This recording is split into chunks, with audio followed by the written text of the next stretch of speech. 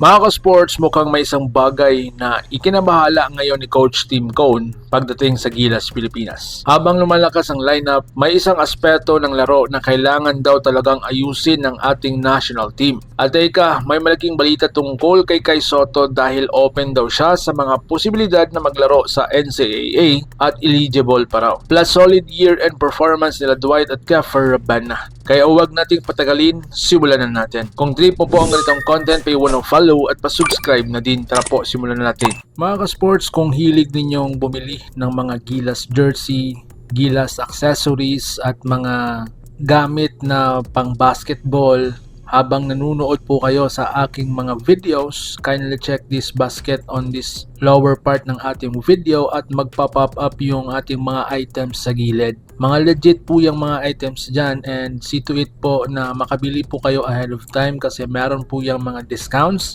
and mga promos depende po sa seller. And also, kunting suporta din as a content creator po. Salamat!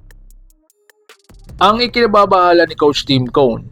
Ayon sa mga insider and reports, hindi scoring ang problema ng Gilas. Ang depensa, lalo na sa transition defense, perimeter containment at defensive discipline. Kung matatandaan natin, napakalaking kulang noon ang nakaraan, especially sa late rotation, madaling nabubuta sa pick and roll, minsan slow bumalik sa depensa. As a Asian level competition, hindi pwedeng okay lang, kailangan ang elite. Coach Tim wants mas mabilis bumaba sa depensa, mas aggressive pero disciplined perimeter defense, mas malinaw sa rotation at mas matatag sa half defense. Kasi yun ang magpapanalo sa atin kontra Japan, Korea, Iran, Lebanon at lalo na po sa Australia. So ngayon ito naman ang nakakagulat na update. Kay Sotto, bukas pa daw ang mga posibilidad na pwede siyang sumali sa NCAA program kung maganda ang opportunity at siguradong makakatulong sa kanyang development. Bakit interesting? Simple lang. NCAA ang mas structured program. Mas mataas ang exposure, mas matinding training, and of course, at mas pang NBA style development. At ayon sa mga sources, eligible daw siya basta maayos ang proseso at requirements. Kung matutuloy po ito, mas magandang skill development ni Kai, mas lalakas ang katawan, mas lalawak ang experience, at syempre malaking tulong yan sa Gilas. Dwight Ramos at Keffer Rabana, impressive year-end na. Although, despite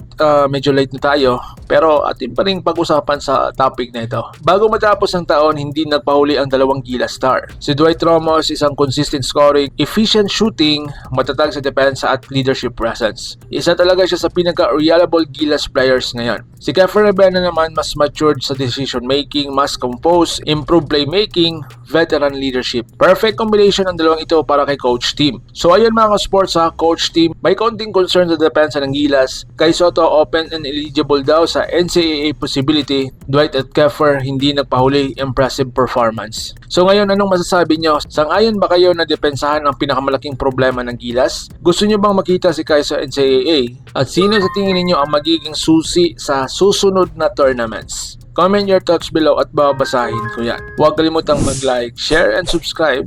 Hanggang sa susunod. Let's go Gilas Pilipinas, laban Pilipinas puso. So paano? Ingat po kayo.